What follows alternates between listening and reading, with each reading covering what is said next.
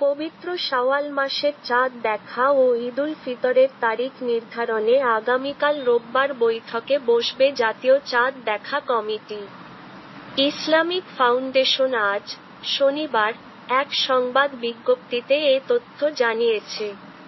রোববার সন্ধ্যা ৬টা ৩০ বাদ মাগরিব, বায়তুল মোকাররম জাতীয় মসজিদে ইসলামিক ফাউন্ডেশনের সভাকক্ষে এ বৈঠক অনুষ্ঠিত হবে। এতে সভাপতিত্ব করবেন ধর্ম বিষয়ক উপদেষ্টা doctor আ.ফ.ম. Khalid Hossain.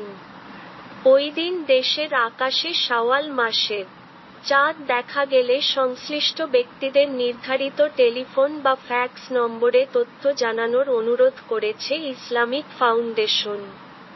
Telephone number 02-2233811725, 02-41050912, 02-41050916, 02-41050917, fax number 02-2233833397, 02-95555951।